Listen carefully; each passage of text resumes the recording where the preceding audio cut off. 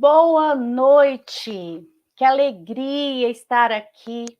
Eu sou a Renata, represento aqui a equipe de coordenação da educação infantil do CEMEP. Quero dar boas-vindas a cada um de vocês que está aqui prestigiando essa live celebrativa pela Semana Nacional da Educação Infantil. Essa semana é notório o movimento que as escolas estão realizando nas escolas, com as crianças, com as famílias, com os profissionais, numa iniciativa de valorização da educação infantil. A primeira etapa da educação básica, nós que trabalhamos com a primeira infância, que é uma fase singular na vida e no desenvolvimento, né, do ser humano. Essa Semana Nacional da Educação Infantil é uma semana prevista em lei, a Lei 12.602 de 2012. Então, é uma semana para a gente valorizar a primeira infância e reconhecer o trabalho de todos os profissionais que atuam com as crianças de 0 a 5 anos. Então, esse é o principal objetivo dessa semana, tá? E nós aqui da Rede Municipal de Ensino de Uberlândia, desde 2001, a gente tem realizado uma live celebrativa nessa semana, né? Para conversarmos sobre as diferentes riquezas e singularidades que acontecem nessa fase, nessa etapa da educação básica. Desde 2021, 2022, 2023, a gente tem convidado profissionais, professores parceiros da Universidade Federal de Uberlândia, da ESEB, de outros espaços. E desta vez, 2024, a gente tem a alegria, né? Tomamos a decisão de convidarmos como palestrantes profissionais da nossa rede. Temos muitos profissionais de excelência, a nossa educação infantil é referência, não negamos os desafios, mas enfrentamos e buscamos cada vez mais melhorar e oferecer uma educação infantil de qualidade, né? Mas, para dar sequência a essa abertura da live, eu gostaria de chamar aqui a nossa secretária municipal de educação, a Tânia Toledo, né, para fazer oficialmente a abertura desse momento. Tânia, fique à vontade, muito obrigada por sua presença. Boa noite a todos, a todas que estão aqui nesse evento, né, em celebração à Semana Nacional da Educação Infantil. Eu cumprimento a todos, cumprimento os profissionais da rede, da nossa rede municipal de ensino de Uberlândia, cumprimento famílias que porventura estejam aqui conosco também, famílias das nossas crianças, né? Que são muitas e que temos aí muita alegria e muito orgulho de tê-las conosco. Então, eu celebro junto com vocês a alegria e a importância do trabalho com a educação infantil. Nós, nesse ano, né, estendemos os nossos convites para estarem aqui falando um pouquinho sobre tema tão importante, as nossas palestrantes pratas da casa. Temos aqui hoje conosco a Ana Carolina Alves, a Lunara Martins, a Simene Coelho e a Geise Martins. E olha que coisa maravilhosa, né? Poder escolher ou convidar dentro do nosso elenco de professoras, professores e profissionais de apoio, profissionais que conseguem e que dominam o tema com propriedade e que pode compartilhar com a gente suas experiências e seus estudos também, né? Nós sabemos que a educação infantil, ela é mais do que apenas uma etapa da vida do ser humano em que é criança e que se brinca pura e simplesmente. É sabido que essa é uma etapa importantíssima, que a partir daí pode ficar de forma muito forte e determinada como essa criança vai se desenvolver. E nós temos uma grande responsabilidade com essa etapa. Temos muitas crianças na nossa rede, e queremos e desejamos e trabalhamos para atendê-las nas suas necessidades de desenvolvimento cada vez melhor, ofertar a elas aquilo que elas merecem. Elas têm nessa etapa a possibilidade de serem realmente crianças em sua essência, o que não quer dizer que não haja ensino nessa etapa. Nós sabemos que tem aprendizagem, tem ensino. Não tem ensino de letra, não tem ensino com lápis, mas tem muitas outras habilidades que nós precisamos auxiliar as crianças a desenvolverem. Quem faz isso? Os nossos profissionais. Os profissionais que atuam com esta etapa e atuam desenvolvendo papel fundamental na organização da rotina dessas crianças, no planejamento das atividades que precisam ser diversificadas e instigantes, na mediação das vivências que precisam e são significativas, respeitando especificidades de cada faixa etária. E esses profissionais, eles buscam uma formação continuada. Nós sabemos que estar na educação é desafio nesse sentido. Continuamente a gente vai aprender e poder fazer cada vez melhor. Hoje, nós temos o privilégio de dizer que na nossa rede há intencionalidade para o atendimento a todas as etapas da educação básica, que são da responsabilidade do município, a intencionalidade e a sistematização. Nós temos também na educação infantil as diretrizes curriculares, que é um documento que destaca e dá caminhos para o trabalho ser desenvolvido. Privilegie os espaços, quais espaços serão adequados a essa etapa, as aprendizagens em todas as áreas, dentro do nível dessas crianças, o desenvolvimento da oralidade, da leitura e também da escrita, já no final da educação infantil, trazendo experiências diversificadas e aumentando o repertório cultural dessas crianças, né?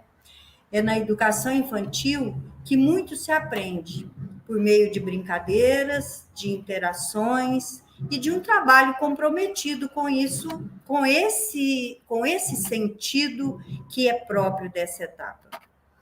O trabalho pedagógico que é desenvolvido na educação infantil, ele impacta positivamente na aprendizagem da criança e na vida das crianças, né? Fazemos isso na escola, mas também precisamos da família fazendo esse trabalho com as suas crianças, que são também as nossas crianças. Então, a importância dessa parceria da família com a escola, ela é singular.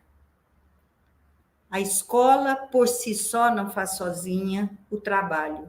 E a família também precisa da escola para desenvolver esses aspectos que, às vezes, a família tem uma responsabilidade muito mais ampla, e a escola, especificamente, com essa aprendizagem que, a partir do fundamental, será sistematizada de uma forma mais clara para a família, mas a educação infantil tem a sua sistematização dentro do nível que essa faixa etária consegue captar, né, e apreender. Nessa semana, eu vejo aí no nosso grupo de boas práticas, né, quantas experiências, relatos, demonstrações de ações importantes e interessantes que vocês desenvolvem.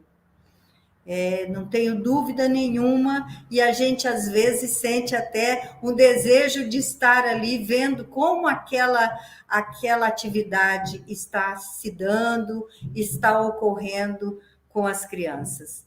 Então, nessa Semana Nacional da Educação Infantil, eu preciso parabenizar os nossos profissionais, que fazem um trabalho tão importante e tão interessante com essas crianças. Também não posso deixar de agradecer aqui a Renata, que coordena aí a nossa educação infantil na nossa rede, a Renata e toda a equipe que trabalha nesse segmento. Agradecer o CEMEP, que é a casa onde faz germinar todas essas ações, toda essa sistematização do trabalho. A Carla, nossa assessora pedagógica, que sob comando dela encontra-se todo o trabalho pedagógico que é feito na educação infantil, no ensino fundamental, na educação especial, enfim, em tudo que nos compete fazer cada vez melhor. E essa é a equipe que dá conta de fazer tudo isso, de facilitar o trabalho para os profissionais que estão lá na ponta, atuando diretamente com as crianças.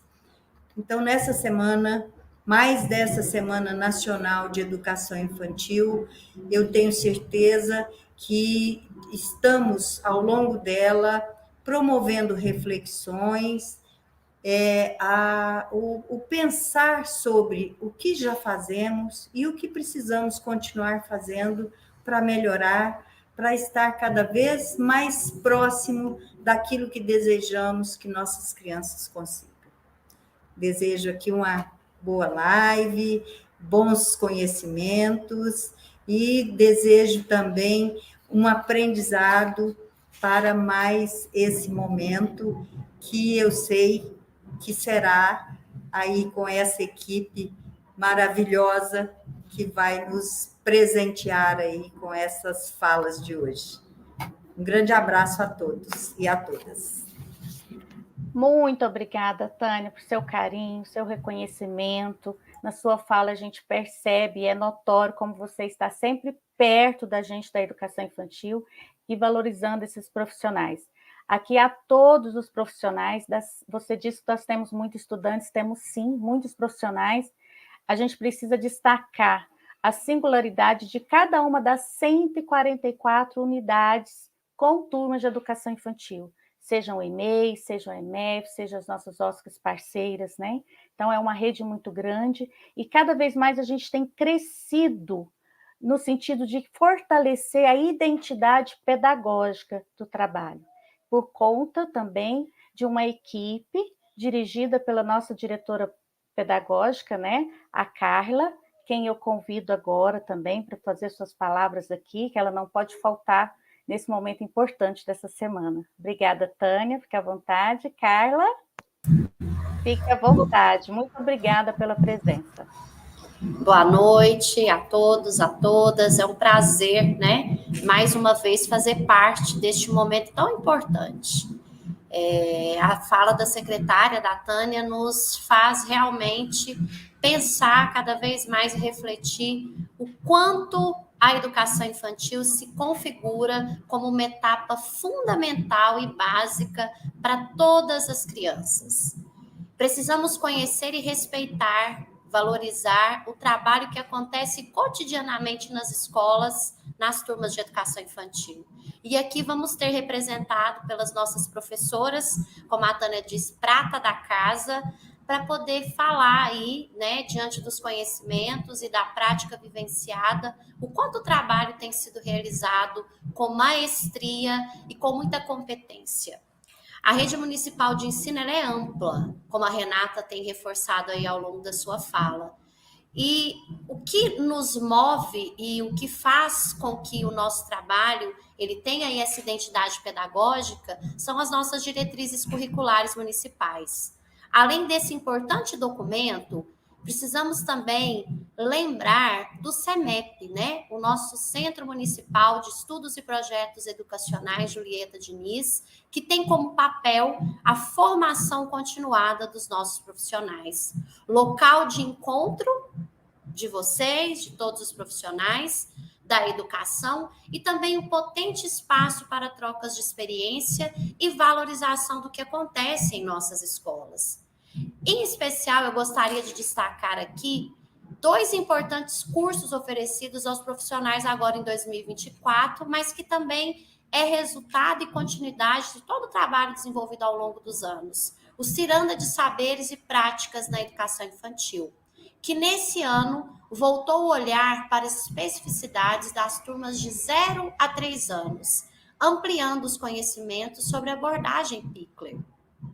E, para além disso, o programa de âmbito federal, dentro do Compromisso Nacional Criança Alfabetizada, o Leitura e Escrita na Educação Infantil, o nosso LEEI, que esclarece e potencializa o papel da educação infantil no processo de alfabetização que irá se consolidar nos primeiros anos do ensino fundamental. Também não poderia destacar a grande importância da grandiosidade e relevância do trabalho com crianças de 0 a 5 anos. Os professores que atuam na educação infantil precisam estar em constante formação. E por essa razão, o nosso município dispõe de carga horária semanal, né, o nosso módulo 2, a fim de que neste dia o professor possa investir em sua formação continuada e também planejar o seu trabalho. O CEMEP, nosso espaço de referência, está aberto a receber todos os profissionais da nossa rede.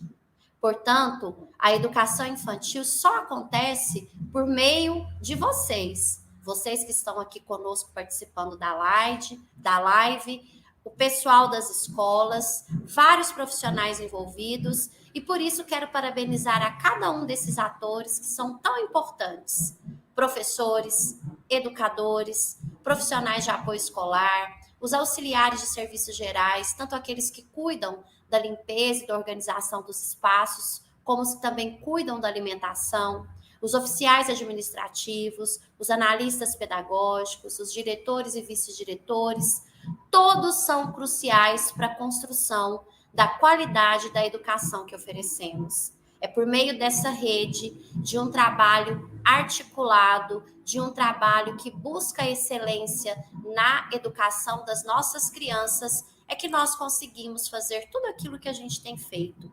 E às famílias dos nossos estudantes também, um grande abraço, que vocês possam nos ajudar nesse processo tão importante que é a educação aí das nossas crianças. Mais uma vez, não poderia deixar de agradecer também à minha equipe, a Renata, que está à frente da equipe da educação infantil, a todo o pessoal do CEMEP, que com tanto carinho tem conduzido o nosso trabalho junto às escolas. Forte abraço, tenho certeza que teremos momentos aqui inspiradores e muito bons que nos farão pensar e refletir na nossa prática pedagógica e no nosso trabalho junto às nossas crianças. Obrigada, Renata. Muito obrigada, Carla. E sim, os profissionais da educação infantil, os professores, profissionais de apoio, né, equipe pedagógica principalmente, são os profissionais que mais precisam estudar, porque cuidam da primeira infância, né? Então, realmente, a gente tem que valorizar e buscar essa formação continuada. Muito obrigada, Carla, por sua presença aqui. Pessoal, vocês que estão conosco, informamos que em breve a gravação da live ficará disponível no canal do YouTube e disponibilizaremos a gravação em Libras também desse momento, tá? A lista de presença, tanto para os cursistas do Ciranda de Saberes e Práticas, quanto para todos os participantes da live, estará disponível no chat ao longo do nosso momento aqui, ao longo da live, tá bom? Então, participem, né, até o final. O tema hoje da nossa live, né, o título que escolhemos, é o mesmo título do perfil do curso que a gente ministra desde 2021, né, que é o Ciranda de saberes e práticas. Ciranda, porque a educação infantil é movimento. Ciranda, porque a gente segue de mãos dadas. Ciranda, porque vamos todos juntos, ninguém fica para trás. E todos os saberes são importantes, conciliando saberes, teoria e práticas, né? Então, representando essa ciranda aqui, nós escolhemos, e assim, poderíamos colocar tantos profissionais aqui, não caberiam tantos profissionais em uma live só. Mas essas 4 meninas que estão aqui, Carol, Lunara, Simene e Geise, representam todas essas 144 escolas, todos esses profissionais engajados que fazem a diferença na educação de qualidade que a gente oferece às nossas crianças, tá bom? Então, eu chamo agora, em especial, para começar, né, efetivamente, né, a nossa fala mais importante, né, que é o momento que nós vamos trocar saberes e práticas, a Carolina, né, a Ana Carolina, e a Lunara, representando as duas são da EMEI,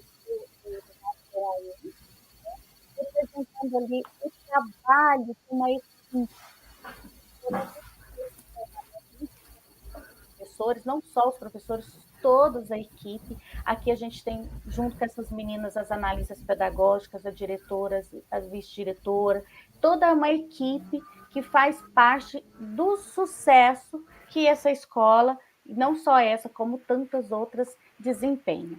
E a gente pediu que Lunara e Carolina estivessem hoje conosco para falar um pouquinho do quanto há aprendizagem na educação infantil, por meio da brincadeira, de interações entre crianças, entre adultos, com os objetos, com o mundo que os cerca. As crianças têm contato com diferentes saberes de diferentes áreas, dentre eles a oralidade, a leitura e a escrita, que vai acontecendo numa imersão e num processo de ampliação do repertório cultural dessas crianças. E nessa escola, também bem como outras escolas, com tantos outros profissionais, a gente vê uma presença muito significativa e eficaz do trabalho desenvolvido por meio de projetos com as crianças, a partir das curiosidades das crianças e o quanto elas instigam a aprender e movimentam também os professores a ter que buscar mais coisas e planejar, né? Então, muito obrigada, Carol, já de imediato, muito obrigada, Lunara, né? Fiquem à vontade, o espaço é de vocês para conversar conosco um pouquinho da riqueza que é o trabalho que vocês fazem, tá?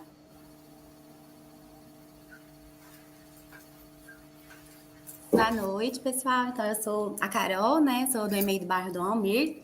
Estou lá há 12 anos e queria agradecer muito, né, esse convite para a gente falar um pouquinho desse nosso trabalho com projetos lá, que a gente começou faz uns 4 anos.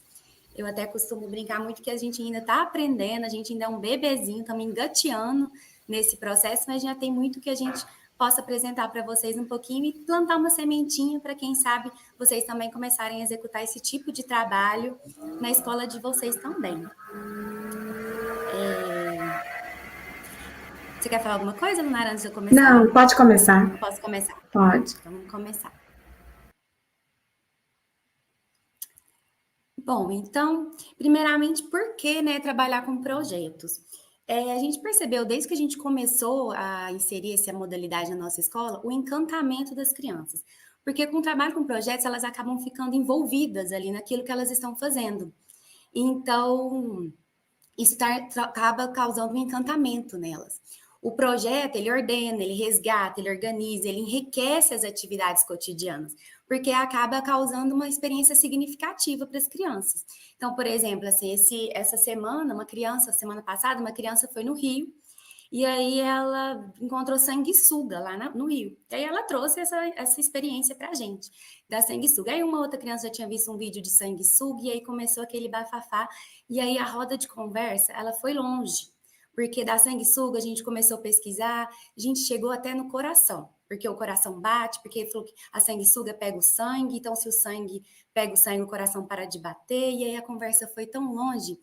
Então, para vocês verem o quanto o projeto, trabalhar com o projeto, dar essa escuta para a criança, faz com que as experiências elas sejam mais significativas. E é isso que a gente tem percebido ao longo desse processo aí que a gente está trabalhando com os projetos. Eu trouxe essa imagenzinha aí do lado para vocês, assim como uma ideia que eu tive esse ano como a capa do portfólio, e que mostra que acho que a principal base do projeto é a escutativa. É aquele momento que você senta com a criança, você escuta, que na roda de conversa você dá espaço para ela falar. E aí eu fui perguntando para eles coisinhas, o que você gosta, o que você não gosta, o que você gosta de fazer com a sua família, e assim, e foi o máximo, porque saiu cada resposta super divertida, e aí fica como uma sugestão, às vezes, para vocês fazerem uma atividade. Eu usei como capa do portfólio, porque o portfólio é da criança, né? Mostra ali o que a criança sabe, o que a criança gosta, o quanto ela desenvolveu, e nada mais do que é botar um pouquinho dela bem na capa. Bom, lá na nossa escola, a gente trabalha 2 tipos de projeto, o investigativo e o intencional. A base de todos é a escutativa, mas qual é a diferença? O intencional, ele vem da professora. A professora percebe, tem alguma intenção, por exemplo, ela percebe às vezes que as crianças estão gastando água demais, estão desperdiçando água, deixando a torneira aberta. Então, ela acha interessante inserir essa temática, né? Inserir de preservação do meio ambiente, do trabalho com água. E aí, ela traz essa temática para as crianças. E aí, mas não significa que porque ela trouxe essa temática já pronta, que ao longo do projeto a gente não vai ter as intervenções da criança. Porque às vezes, por exemplo, até essa situação da criança que foi no rio, às vezes ela traz esse passeio do rio para a escola e você começa a trabalhar as questões do rio, de peixes que são de água doce. O projeto intencional, ele começa com a intenção da professora, mas ele, ao longo do decorrer dele, ele pode também pegando formatos de acordo com o que as crianças vão trazendo. O investigativo, ele já surge da temática da criança, ele surge do que vem da criança. Como esse eu vou mostrar para vocês um pouquinho do meu deste ano, que é sobre os animais. Surgiu porque uma criança, na época da Páscoa, ganhou um coelhinho, e aí ela foi contar para as crianças que ela ganhou o coelhinho, e aí o outro falou que já tinha visto um vídeo, o outro falou que já tinha tido um coelhinho, e aí a gente começou nessa temática dos animais, e aí foi cada época, cada hora surge um novo animal para a gente pesquisar. Eu brinco isso que a gente, até a faculdade, a gente vai estar estudando animais, porque cada dia eles chegam, vamos pesquisar o hipopótamo, vamos pesquisar o javali. Essa semana surgiu a sanguessuga, eu falei, pronto, né? Então, o investigativo, ele surge a temática da criança, e o percurso também vai indo de acordo com o que as crianças vão trazendo. Eu vou mostrar um pouquinho para vocês aqui do que a gente fez no primeiro semestre. Na nossa escola, a gente trabalha também o intencional em questões culturais, por exemplo, a festa junina, a festa da primavera, a gente entra nesse projeto intencional. Mas tudo, igual eu disse, a gente sempre vai trabalhando essa escuta ativa.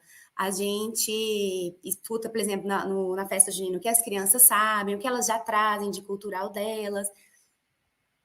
Bom, o primeiro passo, então, meu projeto investigativo desse ano foi sobre os diferentes animais.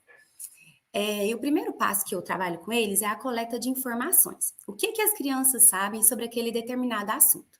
Que aí é o momento da escuta. É um momento que às vezes é difícil para nós professores, porque nós estamos ali com um professor e às vezes 22 crianças, 23 crianças ansiosas para falar, né? Porque crianças, eles ficam empolgados, eles querem falar. E hoje em dia o TikTok, a gente traz tanto vídeos para eles veem cada vídeo que você fala, meu Deus. Então, é um momento que você tem que, assim, ter uma paciência de esperar, conversar com eles, levanta a mão, espera, mas também dá oportunidade para que todos falem, para que todos tragam o que eles sabem sobre aquele assunto. E eu costumo pegar uma folha nesse momento lá de roda de conversa e tentar anotar tudo que eles vão falando. Às vezes passa algumas coisas desapercebido, porque é muita informação que eles trazem. E eu fui percebendo ao longo dessas rodas de conversa que cada animal, o coelho, por exemplo, a gente teve uma conversa ali em torno de 5, 10 minutos. Esses últimos animais, a gente está ficando assim, 20, 25 minutos conversando, porque eles estão cada vez mais engajados em falar, em escutar, em saber, em pesquisar informações. Então, cada vez as rodas de conversa vão ficando mais ricas. Então, esse aí eu vou anotando tudo que eles vão falando. Uma dica também, para quem quiser começar a trabalhar assim, pode ser o áudio, né? Você ter um grupo com você mesmo no WhatsApp e abrir um áudio lá e começar a gravar o que eles vão falando, uma forma de gravar. Eu prefiro ir escrevendo. Eu escrevo uma letra que ninguém entende e depois eu chego em casa e passo para o computador, no meu módulo. Então, eu anoto. Então, eu vou ler aqui para vocês bem rapidinho uma conversa que nós tivemos sobre o javali, que uma criança viu um vídeo sobre o javali, trouxe para a gente e a gente começou a fazer a pesquisa sobre o javali. E aí, o primeiro momento, coleta de informações, saber o que eles sabem. Aí um virou e falou, vi na TV que ele é bravo. E o outro, ele tem olhos vermelhos. E o outro, o nariz é perto do chifre. Ele tem 2 chifres. Aí um questionou, quantos metros será que ele tem? Aí sempre quando a gente surge essas discussões ou faz alguma pergunta, a gente anota o que a gente vai pesquisar. Então, a gente vai pesquisar quantos metros o javali tem. Aí um disse e respondeu, ele come grama. Aí o outro, não, ele é selvagem.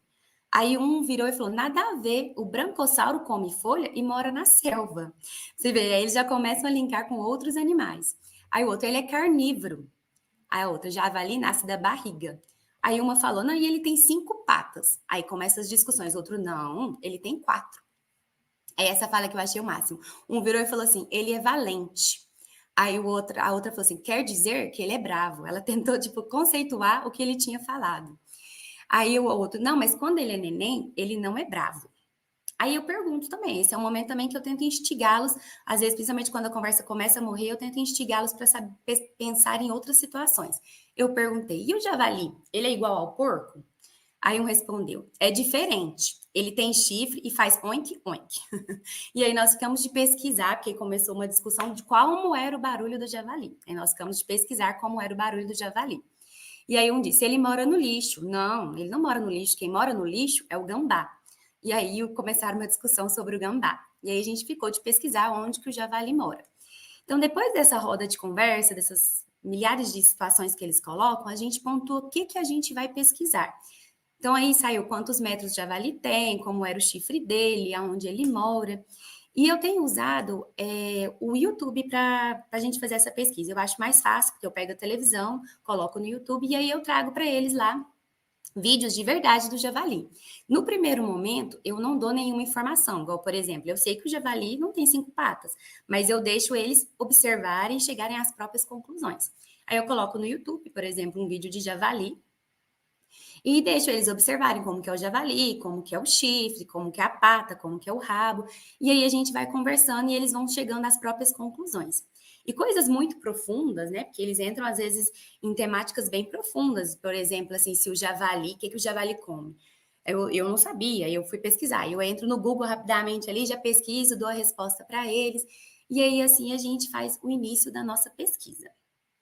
Depois, né, que a gente já teve esse primeiro momento de coleta de informações, de fazer esse primeiro momento de pesquisa, a gente começa a mapear. Parece que parou aqui. Deixa eu ver aqui.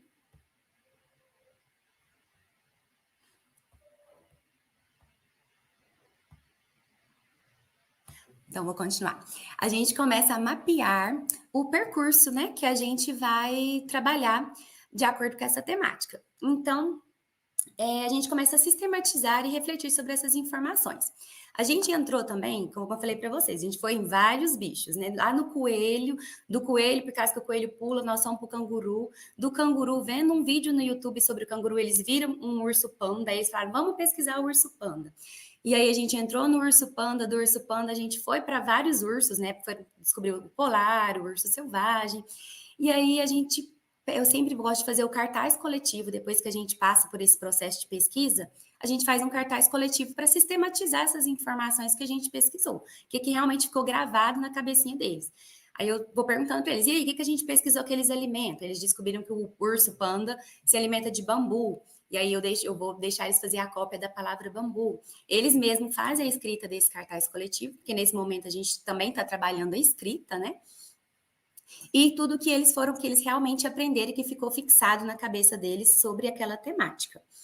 É importante, às vezes as pessoas falam assim, às vezes o trabalho com projeto é um projeto livre, então não entra leitura e escrita. Pelo contrário, entra muito leitura e escrita. O tempo todo, por mais que a gente está pesquisando, a gente está naquele momento livre de conversa, a gente sempre tenta trazer isso para a escrita também, para a leitura. Eu sempre gosto, às vezes, depois que eu levo eles no parquinho, eu inventei esse ano um momento com poema. E aí eu leio o poema assim, sem pretensão nenhuma. E aí eu vou trabalhando, e aí eu vou perguntando para eles se eles encontram alguma palavra com rima. E aí ficou tão fixado essa coisa de rima com eles, que quando a gente foi falar do urso panda, ele até tá aí escrito no cartaz, não sei se dá para ver, né? Porque a imagem não fica tão boa. Que um menino virou do nada e falou assim, China parece com chinelo, ou seja, ele linkou o que a gente já em outro momento vivenciou de rimas e trouxe para a temática que a gente estava aprendendo, que é sobre as rimas. E assim vão seguindo diferentes registros. A gente trabalha com explorações de manualidades, produções artísticas, interações com o mundo literário, experiências, brincadeiras, jogos, escrita, tudo cada vez se envolvendo mais com o projeto. Então, nessa foto aí, por exemplo, eles pintaram, fizeram uma pintura livre do urso panda. Você vê que a menininha, ela colocou até o detalhezinho dele comendo o bambu, né? Porque a gente já tinha pesquisado, ela gostou de colocar ali o detalhezinho, uma pintura livre. As manualidades, né? Trabalhar com o manual, eles adoram. Então, fazer essa atividade com massinha, com argila. Esse da lateral branquinho foi aquela massinha que coloca maisena e condicionador, que eles chamam massinha de algodão, eu acho. Eles fizeram o coelhinho com ela. Eles adoraram, porque é uma massinha que fica bem molinha. No outro lado, eles fizeram de argila. Aí foi quando a gente entrou na temática de porco-espinho. Eu disse para vocês, os animais foram muitos. Aí eles fizeram de argila o porco-espinho, colocaram os palitinhos. Argila, eles adoram trabalhar. Eles sempre ficam pedindo, vamos trabalhar argila, vamos trabalhar argila. Eu acho que eles gostam bastante do manual da argila. Pintura, às vezes, mais direcionada. Agora, na lateral já tem uma pintura que o canguru já estava desenhado, né? E eles pintaram. Tem do outro lado, a gente trouxe um joguinho da memória. Esse joguinho da memória foi bem interessante, porque essa turma que eu estou hoje, eu nem contextualizei para vocês, né? É uma turma de segundo período. E eu segui turma, então é uma turma que está comigo desde o ano passado. Então, assim, eles estão muito acostumados com o meu ritmo, com a nossa rotina, então eles já estão, assim, bem maduros.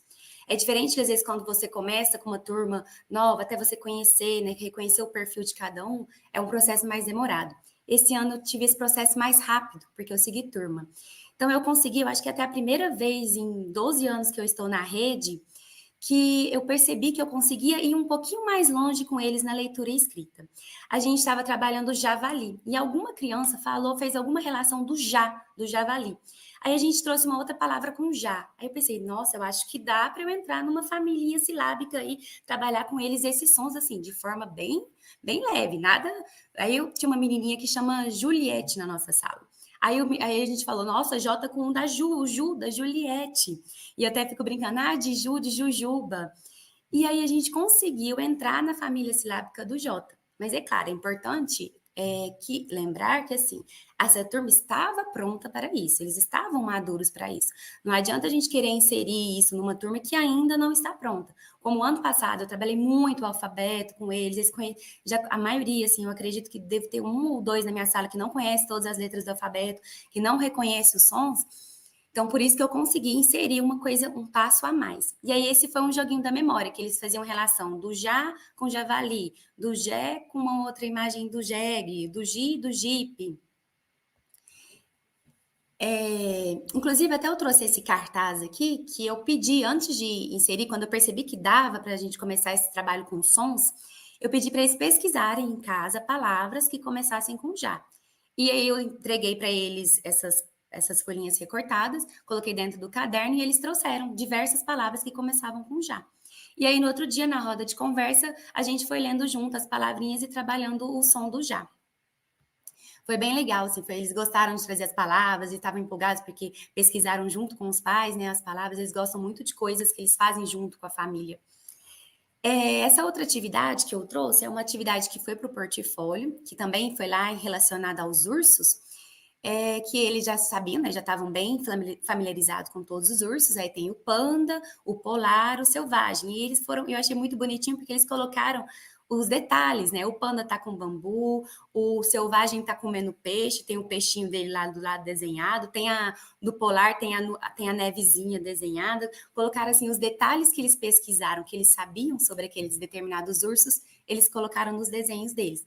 E vejam que tem trabalhado a escrita. Eles escreveram panda, polar, selvagem. E uma dúvida, muita gente às vezes pergunta, e o caderno? Vocês trabalham com caderno? Ou vocês ficam só nessa de folha livre, de recorte, colagem livre? Não, nós também trabalhamos com caderno. A gente acredita que é muito importante esse trabalho com caderno, porque a criança, o ano que vem, no primeiro ano, ela precisa ter essa noção espacial, ela saber como que ela escreve na linha, onde, quando termina a linha, para onde ela vai, essa questão dela olhar para baixo e olhar para o quadro e ela não se perder. Então, a gente trabalha com caderno também. E essa atividade aí, até a Lunara depois vai entrar mais nesse mundo da matemática, eu não sei porquê, mas os meninos do segundo período, eles trazem uma coisa, não sei se é por causa dos irmãos mais velhos, vamos trabalhar continha, tia, vamos fazer continha, vamos fazer continha. E aí eu pensei, então vou trazer a continha para eles. E eu gosto de trazer tudo contextualizado. Então, como a gente estava na época pesquisando sobre o hipopótamo, pensei, vou trabalhar primeiro esse mundo das continhas com imagens, trouxe o hipopótamozinho, eles coloriram, eles mesmos recortaram e a gente fez as continhas primeiro com imagens e agora a gente já está conseguindo seguir com números e eles estão dando conta, com continhas bem basiquinhas, já com números, eles já estão conseguindo fazer já essa lógica. Trouxe outra imagem também do caderno, você vê assim, que a gente não tem esse trabalho com matriz muito pronta, não, é uma coisa mais assim, deixar eles livres, mas também trazendo a leitura e a escrita. Isso foi quando a gente pesquisou sobre o cachorro. Eles recortaram as letrinhas e montaram o quebra-cabeça da palavra cachorro. Não, na verdade, teve um outro bicho que eu pedi para eles recortarem. Esse eu recortei, embaralhei e deixei que eles montassem a palavra cachorro. E eu até brinquei, fiz até uma brincadeira com eles. Eu escrevi a palavra no quadro e eu disse, agora eu vou botar um nível difícil, eu vou apagar a palavra do quadro e vocês vão tentar montar o quebra-cabeça. E muitos conseguiram, fiquei feliz que muitos conseguiram. Montaram a palavra e depois a gente pensou em uma frase, porque a gente já está nesse nível um pouquinho mais de palavra, a gente foi para a frase. E aí eles criaram diversas frases sobre o cachorro. E aí eu gosto de fazer sempre votação. Eu escolhi 3 frases e a gente fez a votação de qual era a melhor frase. E aí a gente escreveu a frase no caderno. Você viu o quanto é importante escrever, porque ó, ela entendeu que na hora que acabasse a linha, ela tinha que voltar lá no início da outra linha. Porque quando eles começam, às vezes eles querem escrever embaixo, escrever reto, ela já entendeu que terminou a linha, ela volta lá no início.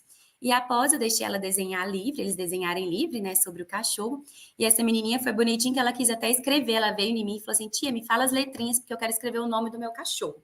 Tifurico, o nome do cachorro. E aí ela escreveu o nomezinho do cachorrinho dela. Então, assim, o que eu quis trazer para vocês um pouco, que o trabalho com projetos, ele tem essa característica de ter essa escutativa, de ter essa observação, de escutar o que as crianças trazem para a gente, deles estarem participando o tempo todo, até às vezes de escolher a atividade, né? Igual a criança pediu, vamos trabalhar a continha, e eu trazendo outro dia as continhas para ele, ter essa percepção, mas sem também fugir dos nossos objetivos, que a gente tem objetivos a serem alcançados. A gente precisa, assim, inserir um pouco de letra, de sons, de escrita, porque as crianças, elas precisam chegar lá no primeiro ano e não estarem tão cruas, elas precisam ter várias noções, mas tudo de uma forma leve, gostosa, sem ser aquela coisa pesada, maçante. É isso que a gente tenta buscar com o trabalho com projetos. Eu espero, assim, que eu tenha colocado uma sementinha aí na cabeça de vocês. Eu me coloco à disposição para me chamarem, às vezes, quando precisarem de ideias, sugestões, para mostrar um pouquinho mais, para você tentar inserir isso na sua sala de aula também. É claro que, igual eu disse no início, nós somos ainda bebezinhos, estamos aprendendo muito, ainda temos muito a aprender, mas eu espero que eu tenha compartilhado com vocês algo que enriqueça também o trabalho de vocês. Vou chamar a Lunara agora, que ela vai falar um pouquinho do trabalho dela, do projeto dela esse ano, que foi sobre matemática. Essa ânsia deles, né, por continhas, também chegou lá na sala dela, e aí o projeto dela foi sobre matemática. Boa noite, muito boa noite. Quero primeiro deixar a minha alegria, minha gratidão de estar aqui, né? Eu, minha amiga Carol, representando a educação infantil, podendo divulgar o trabalho das nossas crianças. Então, para nós lá da nossa escola, é uma alegria muito grande. Fico muito grata.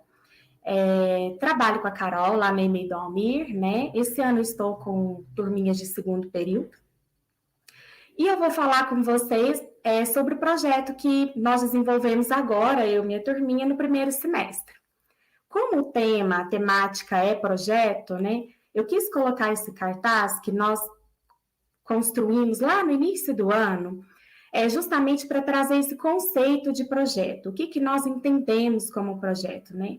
Que o projeto, ele tem como protagonistas a comunidade, né? Onde a criança, o professor, o educador, o mediador e a família tem o seu papel de importância na construção ali do conhecimento, né? Onde todos se fazem presente. E nós vamos falar, eu vou falar muito com vocês sobre o papel da família. Quando a família entende que ela é uma pecinha fundamental para a engrenagem funcionar, o quanto flui melhor, o quanto fica mais leve o trabalho. Esse cartaz aí, nós fizemos lá no início do ano, que era para trabalhar os combinados de uma boa convivência em sala. Porque nós entendemos que nós teríamos um ano inteirinho letivo para conviver, né? Então, o que seria bacana? Qual seria o combinado para a gente ter essa convivência, né, harmoniosa? Então, tem falas das crianças, na primeira reunião, lá no início do ano, tem fala dos pais também, tem combinado da professora, então, é justamente para amarrar essa relação de comunidade, de escola, família, o profissional, a criança. Então, eu trouxe o cartaz justamente para contextualizar o trabalho como um todo. Esse ano, no primeiro semestre, nós trabalhamos a temática da matemática. Eu consegui fechar o projeto agora e eu vou contar, expor toda a trajetória do projeto. Lembrando também, uma coisa que eu deixei de falar, uma fala da Carol, da Renata, da Tânia, da Carla, sobre a importância de estarmos sempre estudando, né? Carol colocou que a gente está aprendendo ainda. Eu acho que esse trabalho, não só com projetos, mas qualquer trabalho ou atividade que envolva a educação, ela exige muito, né? De estarmos sempre estudando. Então, as meninas estão aí, nós estamos lá no CEMEP, sempre estudando, buscando conhecimento, para buscar também aprimorar a nossa prática lá na escola. Nós começamos com as famosas rodas de conversa, né? Aquele momento de oratória, dar muito ênfase para a oratória da criança, ter essa escutar o que a criança traz, né? E aí, como questão norteadora, que eu trouxe ali para nortear as nossas primeiras conversas, eu trago para as crianças. Gente, mas e escola? Escola é lugar de quê? Escola é lugar de conhecimento, de aprender, escola é lugar de fazer amizade, escola é lugar de socializar. Tá, mas se é de aprender, nós vamos aprender o quê esse ano? Será o que seria interessante nós aprendermos, né? E é onde eles começam a expor quais são os interesses, quais são as necessidades, e ali, né, eu vou observando, vou anotando. Nós mandamos também atividades para serem feitas em casa com as famílias, onde as famílias também pudessem ter essa troca com a criança e expor também quais eram as expectativas delas para esse ano, o que elas acham que seria interessante estarmos em foco, né? E aí, depois de muita oratória e depois de muito diálogo, né, nós entramos em consenso que o tema seria matemática. Surgiram outros temas também, jardim, natureza, animais, mas acredito eu que a minha turminha deve ter alguns irmãos mais velhos que influenciam muito. Às vezes, de ver o irmão estar ali fazendo uma atividade, então eles queriam muito essa temática de matemática. Então, foi o tema que ganhou, né, na votação. E nós demos início ao estudo de matemática, só que eles imaginavam a matemática ali já no ponto de fazer continha. Vamos fazer continhas, cálculos, eles queriam, estavam ansiosos. E aí eu falei, não, vamos contextualizar, vamos procurar saber, vamos estudar a matemática como ciência, onde que a matemática surgiu, como que ela surgiu, qual era o intuito, qual era a necessidade da época, né? E aí, a partir dessa pesquisa, atividade que vai para casa, vai pesquisar em casa com a família, vamos pesquisar aqui na escola, procurar por vídeo, né? Nós fizemos uma linha do tempo na sala, com breves relatos sobre a história da matemática, que o ser humano precisou ali contar os animais do seu rebanho, que ele precisava contar as pessoas da tribo, né? E aí surgiu a matemática a partir de uma necessidade. Então, nós começamos ali nessa linha do tempo da matemática. A partir dessa linha do tempo, surgiu também os números, né? Mas e aí? Nós descobrimos que o ser humano contava até então, né, com objetos concretos, usava pedrinhas para contar. E a partir do momento que esses objetos não atendiam mais a demanda, foi necessário criar os sistemas numéricos, né, que são vários e que não cabiam ali para a nossa criança, que eles não teriam maturidade, conhecer todos. Então, eu trouxe para eles o nosso sistema numérico, que é composto por 10 algarismos de 0 a 9, que, combinados entre si, formam outros números, que cada número tem sua quantidade que representativa, né? Então, a partir da história da matemática, nós chegamos no número, como que o número surgiu. Aí está um cartaz sobre uma informação sobre o sistema numérico, né? Eu trouxe também algumas fotos desse momento que eles estavam fazendo cartaz. Nós trouxemos também números para a sala, né? Recortava papelão, eu colocava de um lado o número impresso para eles verem, e do outro lado a tentativa da criança de fazer a escrita daquele número, né? Porque a partir do cartaz, desses números, para a gente poder construir a nossa cortina de sistema numérico. Ela ficou assim, aqui a cortina, que é do 0 ao 9, e para confeccionar essa cortina, além da escrita deles, nós buscamos por materiais concretos ali da sala mesmo, ou da escola. Buscamos por gravetinho, folha, peça de lego, lápis, giz, grão de feijão, e aí nós construímos nossa cortina de sistema numérico, né? Então, a partir do sistema numérico, eu instiguei para eles, questionei em momentos também de diálogo e de roda, né? Falei assim, mas gente, em quais situações do nosso cotidiano nós usamos a matemática? Será que ali, ao fazer uma ligação, nós usamos a matemática? Ou então, para olhar as horas, eu preciso de números, né? E quando eu vou ao supermercado? Nós usamos a matemática, eu uso a matemática, e aí, mais uma vez, dá ênfase para a fala deles, né?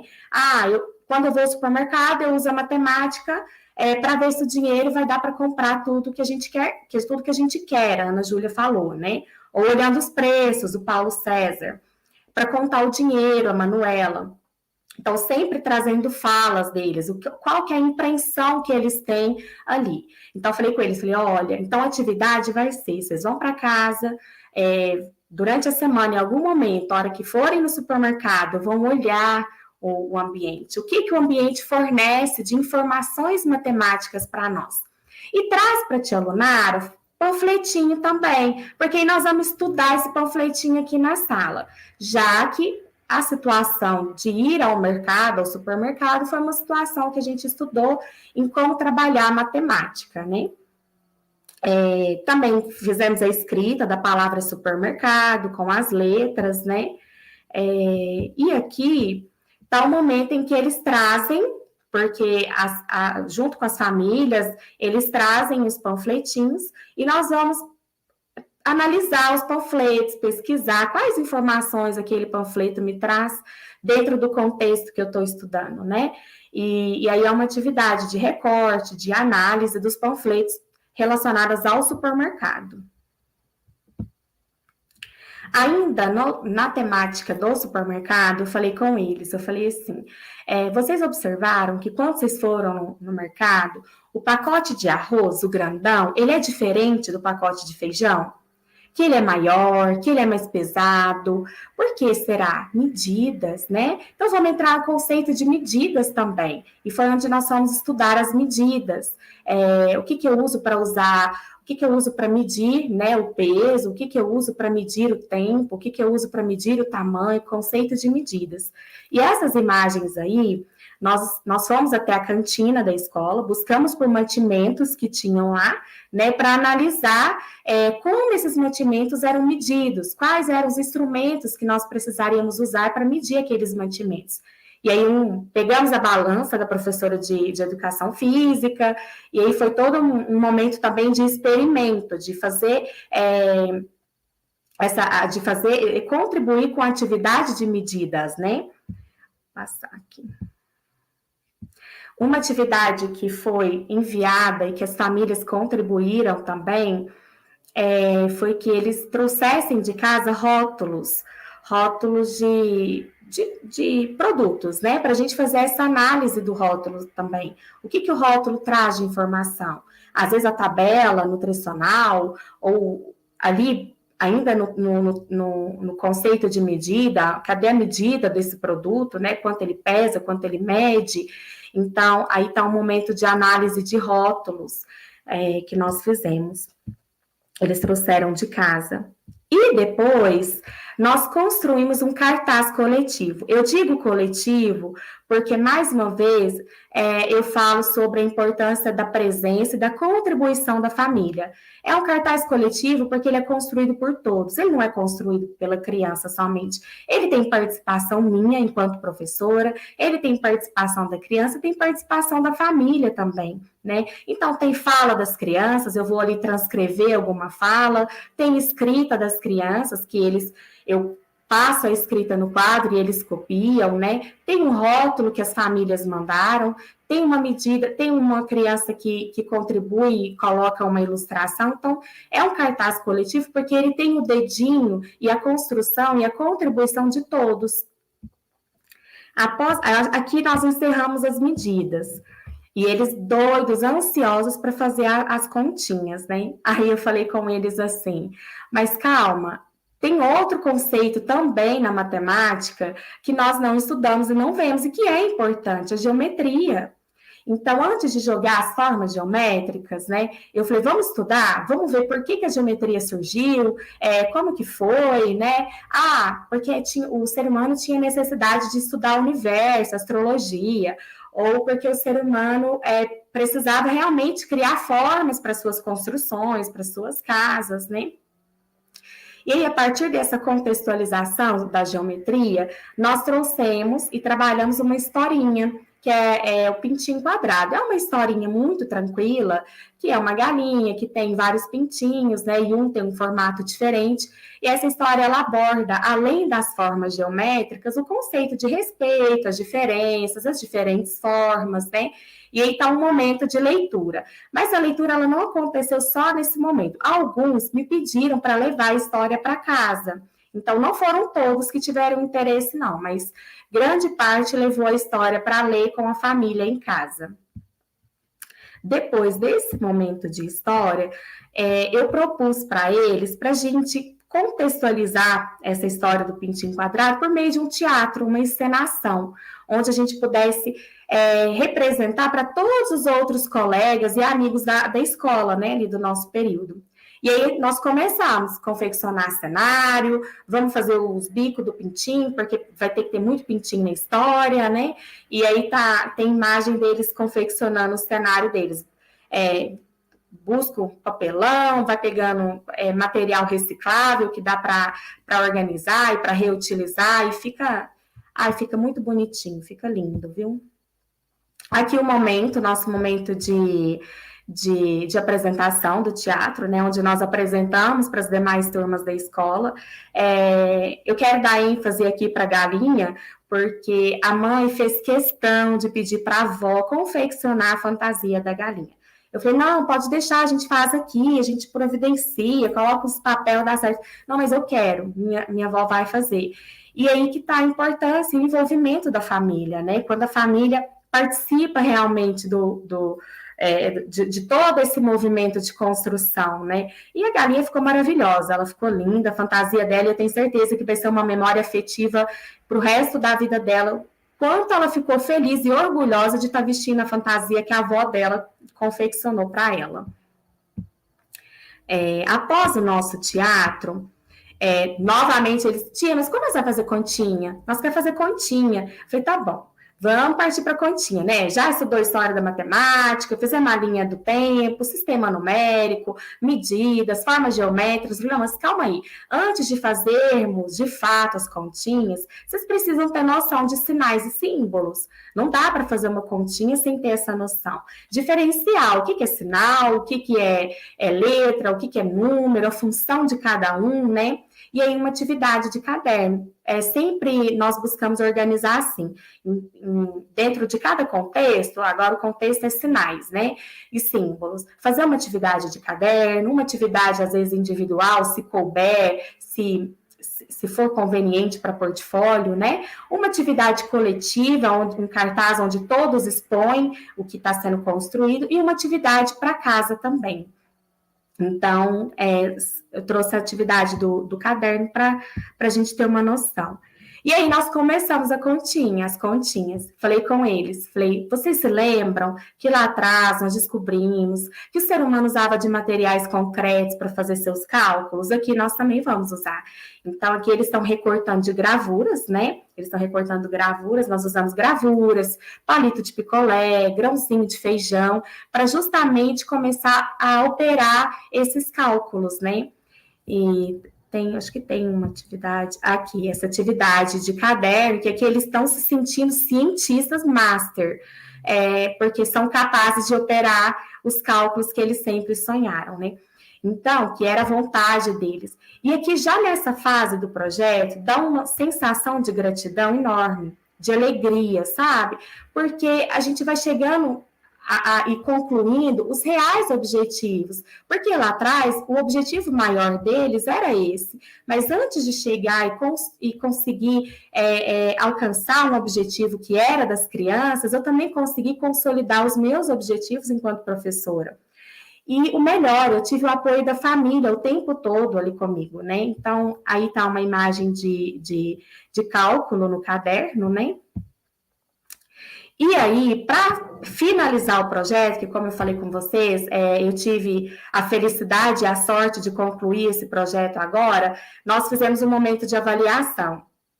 Como que é esse momento de avaliação? A família tem que estar presente, é importante o papel da família, ele faz total diferença, ele dá significado.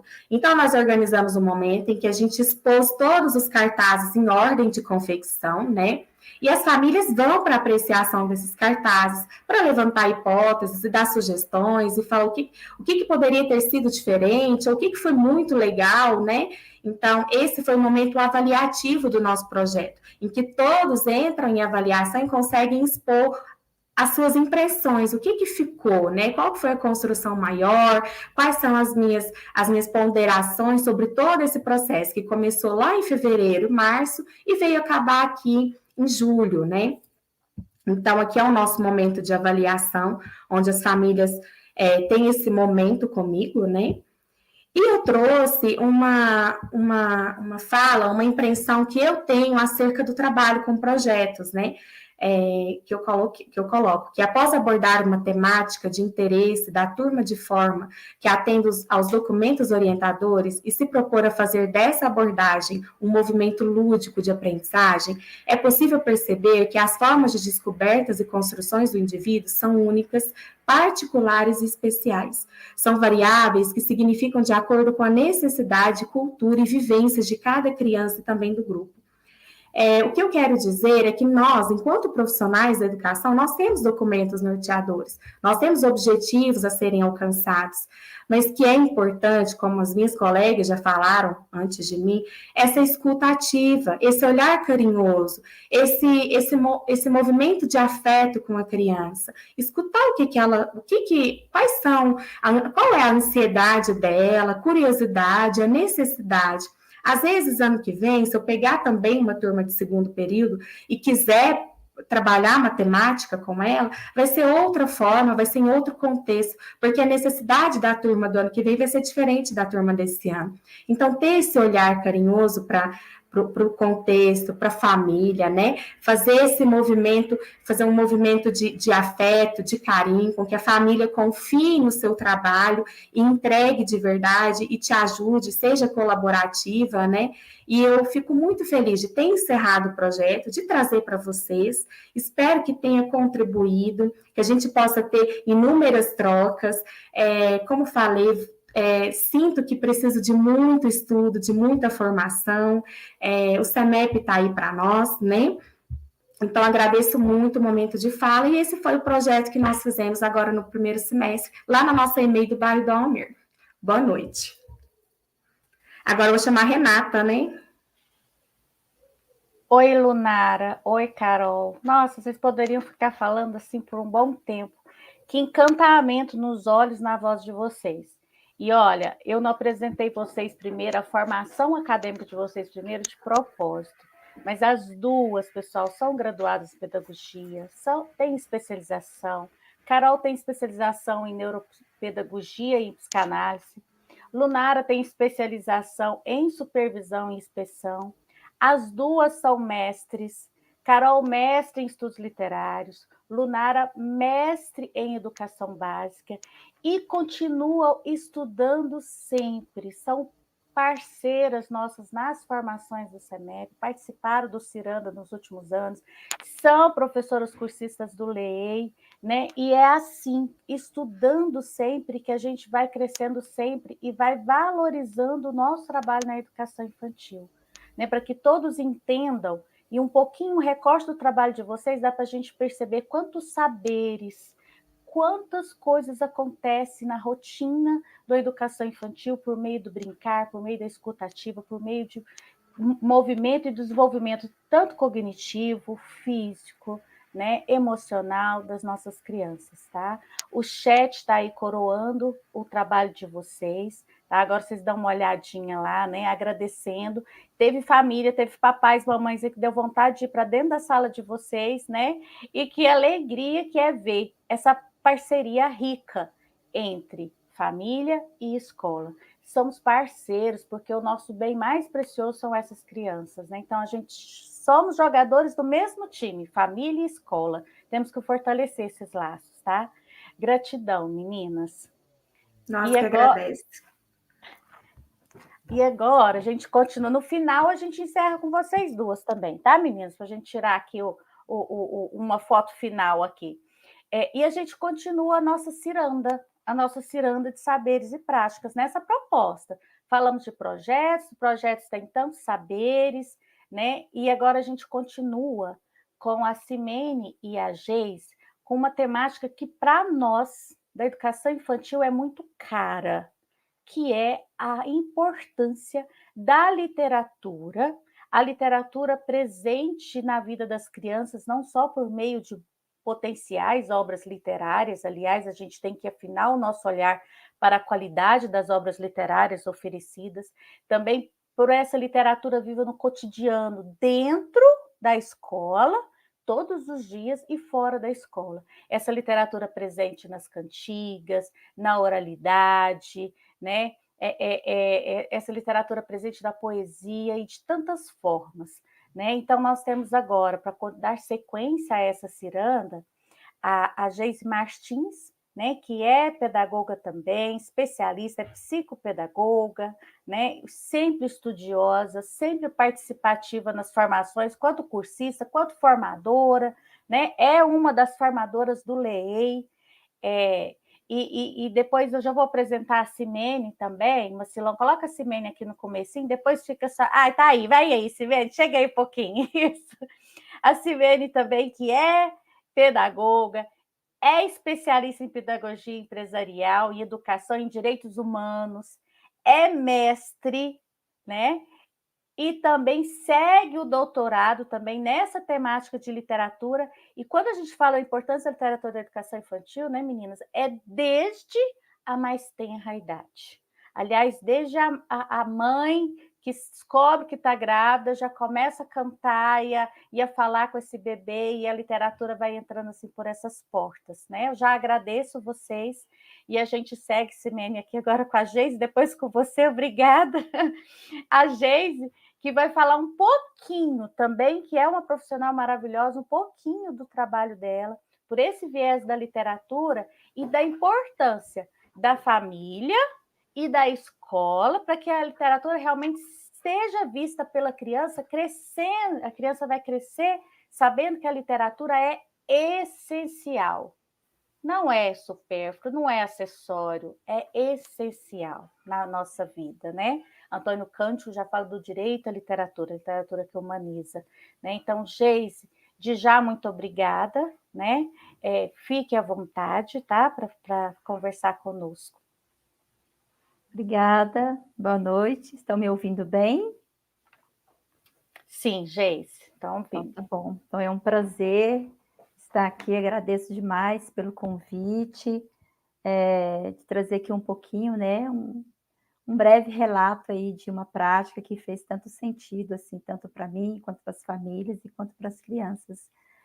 Então, eu trouxe com esse nome, o Pulsar da Vida Cotidiana, os olhares que se entrecruzam, né? Esse pulsar da vida cotidiana, ele vai além da sala de aula, né? Ele tem essa participação das famílias, essas interações, esses olhares que se cruzam entre professores, crianças, entre famílias. E é que eu quero trazer um relato de umas experiências de narrativas que tivemos a participação das famílias, narrativas orais, narrativas escritas, narrativas de imagens. Eu acredito que vai fazer muito sentido aí para todo mundo. Então vamos começar, né? Então a narrativa, ela está presente na conversa, no cantar, no recontar histórias, na expressão gestual, nas brincadeiras e nas ações que resultam da integração das várias linguagens, dando sentido ao mundo e tornando essencial a sua inclusão no cotidiano infantil.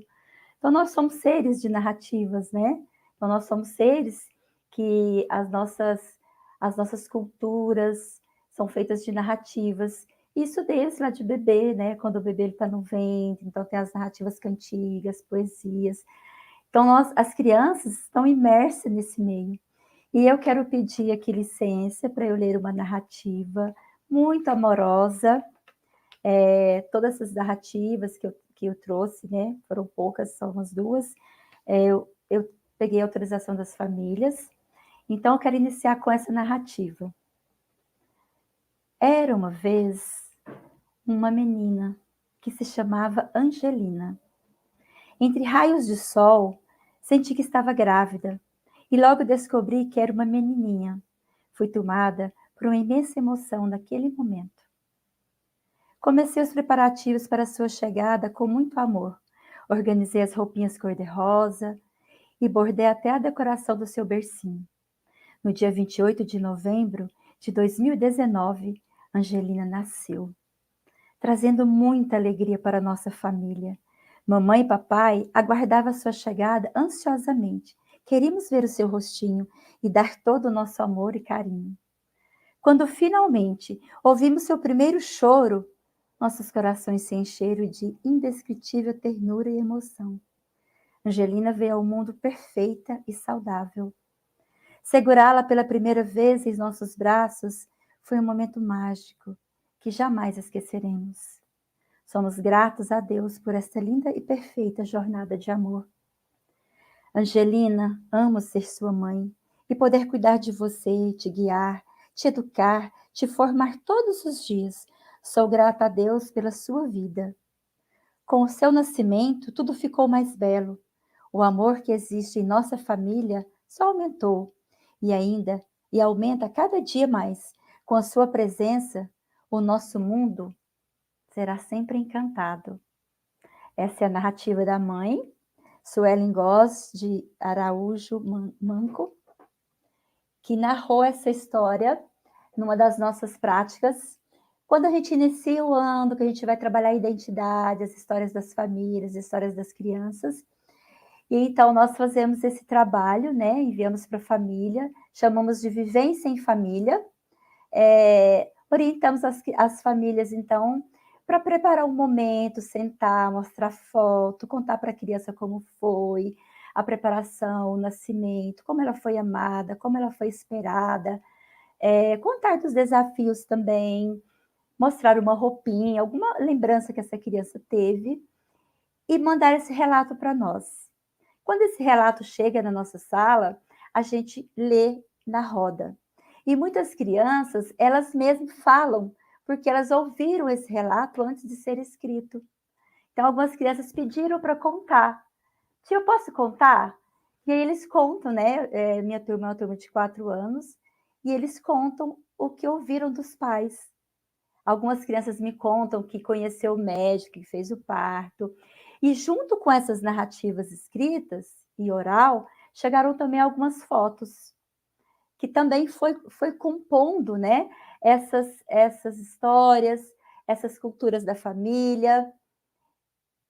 E essas narrativas, elas são pequenos relatos, né? Então, eu deixo bem claro para a família que é uma narrativa escrita com todo de coração mesmo, como aconteceu, o que eles consideram mais importante, o que eles consideram necessário falar. Então, são pequenos relatos que podem ou não estar acompanhados de fotos. No caso das narrativas das famílias, os textos aproximam o olhar para a importância das diversas vivências do cotidiano. Então, quando essas famílias trazem esses relatos, né, e nós lemos esses relatos, as crianças contam suas histórias, as outras crianças ouvem, e começam ali novas narrativas, essas trocas de conversa, isso é extremamente enriquecedor para a criança, né? E quando essas fotos, então, chegam, nós criamos ali um desfile das mamães grávidas. Então, cada criança pegou a foto da sua mamãe grávida e caminhou, fizemos ali uma passarela, né? E ela caminhou com a foto da mamãe grávida, contando que ela estava na barriga da mamãe. Depois tem o desfile dos bebês, coloca a fotinha, ele segura a sua fotinha e desfila ali, mostrando para as outras crianças. E é de uma riqueza, assim, que falar e descrever, a gente não consegue passar o quanto isso é rico, o quanto isso ajuda na autoestima, no desenvolvimento da oralidade, né, da criança falar da vida dela. Os olhos das crianças brilham quando elas escutam a sua própria história. Então, algumas histórias, algumas narrativas não vinham com o nome logo de início, como essa veio, e eu começava a ler, e a criança percebia que ela dela olhava assim, é minha história. Então, aquele olhar, aquela alegria de ouvir a sua história, as crianças se emocionam. E isso traz esse compartilhamento da família, da escola. Então, essas crianças levam para casa, trazem para a escola, chegam em casa, contam as histórias de outras crianças. Então, esse encontro, né, de família, escola, é enriquecedor para o desenvolvimento das nossas crianças. E aí, após essas fotos, esses desfiles, nós criamos, então, um painel com as fotos. Eu não trouxe essas fotos por questão de direitos, né, de proteger as crianças, as famílias. E essas fotos ficam ali umas 2 semanas expostas na sala, à altura das crianças, e aí eu começo a observar o quanto as crianças iam várias vezes naquelas fotos, mostrando, olha, esse é meu pai, esse é meu irmão. Aí perguntar, como que chama seu irmão, como que chama sua mãe? Então, esse momento de encontro das famílias por meio das fotos foi um momento, assim, que enriqueceu tanto a aproximação das famílias e quanto das próprias crianças, né? Então, muitas crianças foram conhecendo ali as famílias por meio das fotos. E dentro disso, foi se desdobrando em outras atividades. Então, a gente estava trabalhando família, começamos a trabalhar moradia, e aí eu trouxe aquela musiquinha da casinha da vovó, né? Que todo mundo já conhece. E as crianças amaram as rimas, começaram a cantar, e todo dia queria cantar, todo dia queria cantar. E aí dentro disso, então, a gente tinha pedido também uma árvore genealógica, e lá a gente, então, as crianças puderam falar dos avós, o nome dos avós, algumas crianças trouxeram por escrito, outras crianças trouxeram fotos, né, e mostrava o nome dos avós, e contava quem que era.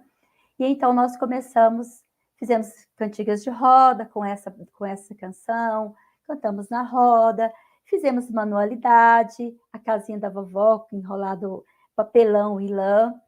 Após essa manualidade, a gente fez uma exposição das casinhas, e cada casinha, então, tinha nome dos avós. E foi interessante, porque nessa hora, aparecia tanto nome de avó, era bisavó.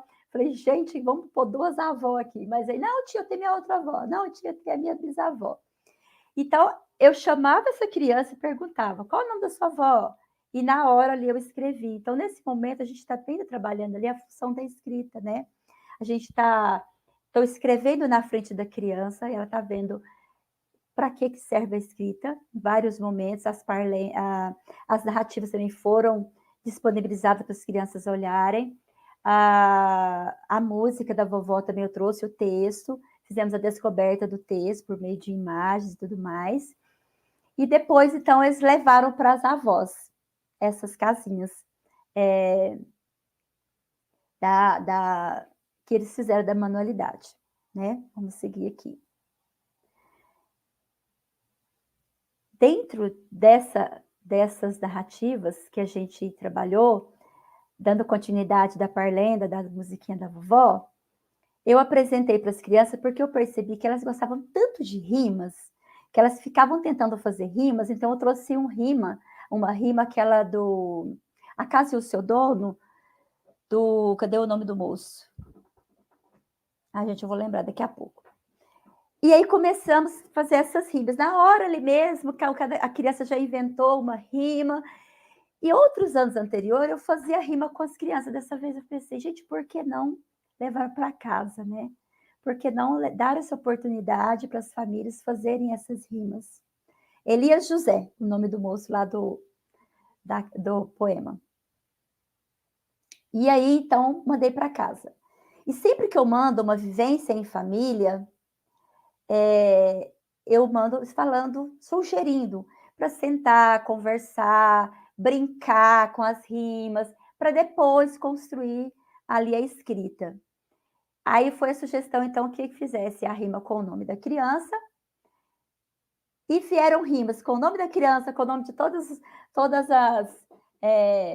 o pessoal da casa lá, os familiares, e aí eu trouxe essa, que também a família autorizou, que é da Liz. Então, a família fez... Essa casa é de pastel. Quem mora nela é o Theo. Essa casa é de panela. Quem mora nela é a Gabriela. Essa casa é de cucas. Quem mora nela é o Lucas. Essa casa é feliz. Quem mora nela é a Liz. Essa casa é de arco-íris. Quem mora nela é a Isis. E aí eu pedi também para a criança fazer o desenho, né? E vieram coisas tão ricas, poesias, rimas tão bonitas, que eu fiz, gente, por que eu não fiz isso antes, né? Então, às vezes, a família não participa porque talvez nós não damos a oportunidade para essa família participar. Então, eu comecei a fazer essas vivências, eu chamo de vivências em família, porque é uma vivência, não é uma tarefa de casa, né? Não é algo doloroso. Ai, tem que fazer tarefa de casa, vamos sentar, tem tarefa de casa para levar amanhã. Não, é uma vivência, um momento da família sentar, de que aquele ter para fazer uma leitura, de ler um livro. Então, aqui está vendo essa foto aí de um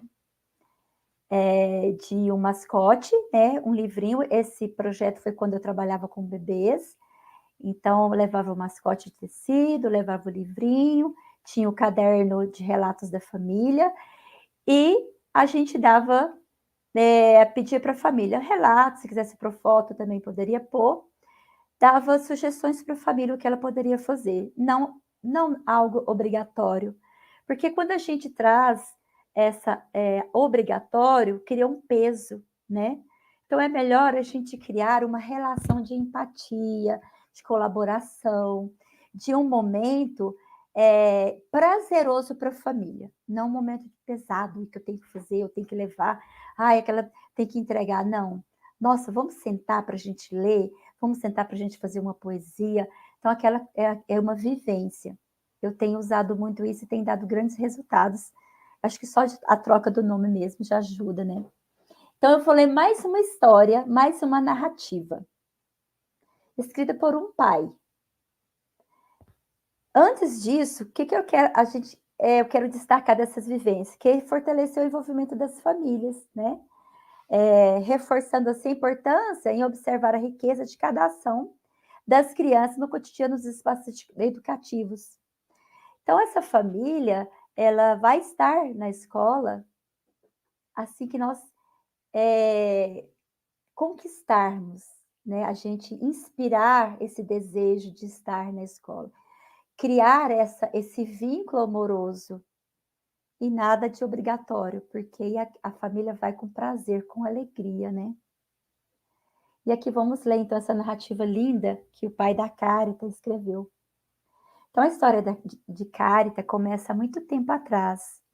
Quando eu era adolescente, já tinha o nome dela em mente como uma forma de homenagear minha avó materna, que era uma pessoa muito espiritualizada, simples de coração, bondosa, carinhosa. E nos momentos de oração dela, gostava muito de recitar a prece de Cáritas. Quando a minha esposa engravidou, falei o nome de Cárita e ela adorou e concordou. A partir daí, durante a gravidez, podemos perceber e sentir em nossos amigos e familiares a sua estima, companheirismo e amor através de suas palavras positivas para nós, pequenos presentes para a chegada da Cárita. Mas com certeza quem tomou diante da organização do quarto e enxoval foi minha esposa. Com cada detalhe de roupas, móveis e até a cor do quarto para ficar o mais acolhedor e confortável possível. No dia do nascimento, com certeza foi inesquecível. Minha esposa entrou em trabalho de parto logo de manhã e com a ajuda da minha sogra fomos até o hospital, mas ela nasceu mesmo 4 horas da tarde. Eu gosto de brincar que ela nasceu gulosinha, bem na hora do lanche da tarde. É um carinho você ouvir a sua história, a história da preparação do seu nascimento, de uma forma tão amorosa. É um carinho muito grande. E eu tenho 25 crianças, todas as famílias fizeram relatos muito amorosos, todas as famílias trouxeram esse carinho. E todos os relatos foram lidos, né, para as crianças. Todas as crianças, os olhos brilharam em ouvir as suas histórias. Nada paga essa relação, essa oportunidade que a gente dá para as crianças. E aí que começa, então, a literatura. As nossas histórias, as histórias das crianças, as histórias das famílias, as histórias das professoras. Em qual lugar estão as histórias das crianças na sua escola, na sua casa? Em qual lugar estão as histórias das professoras na sua escola, na sua sala de aula? Onde que estão essas histórias? Como elas são contadas, né? Então, precisamos pensar sobre isso para que a gente consiga ter esse olhar amoroso, né? Com as crianças, com as famílias e conosco mesmos. Como foi devolutiva, né? Qual que é o meu olhar para o final, essa avaliação? Então, o destaque dessa vivência é fortalecer o envolvimento das famílias, reforçando assim a importância em observar a riqueza de cada ação das crianças no cotidiano dos espaços educativos. Então, os retornos foram muito positivos, né?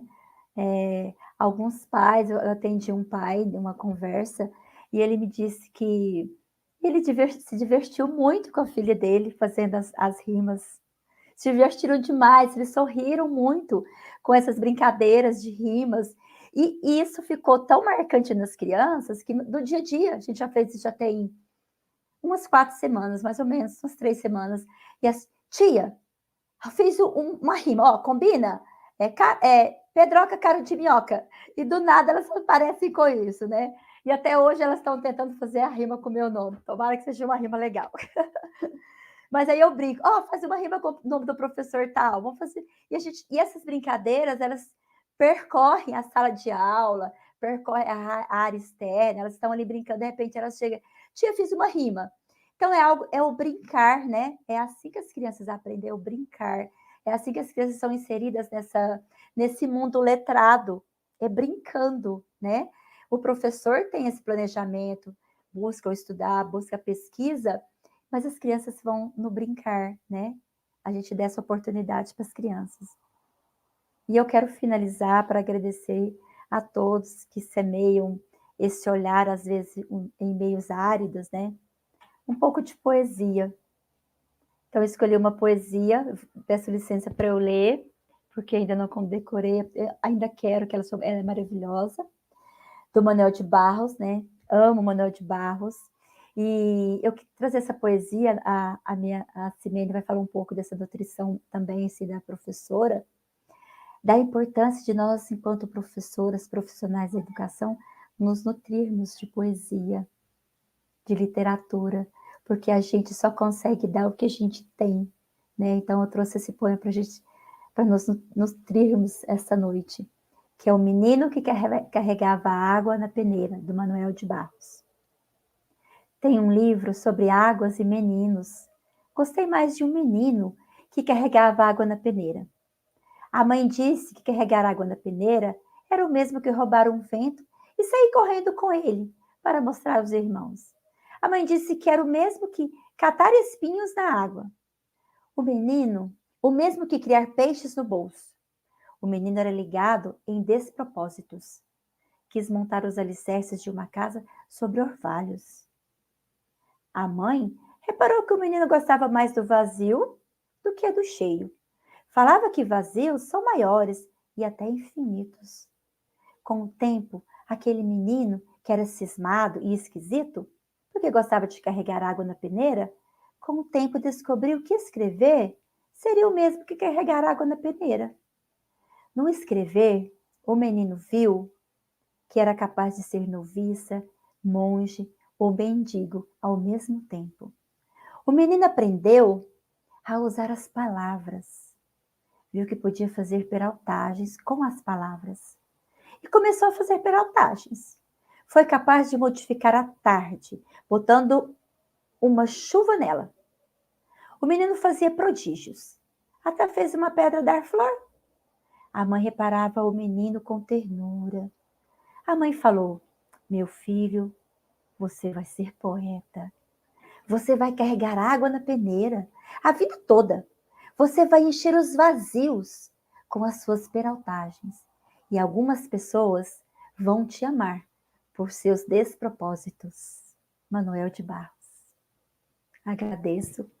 Trouxe um simples relato mesmo, para a gente pensar com muito carinho nesse trabalho, nesse caminhar junto com as famílias. Muito obrigada.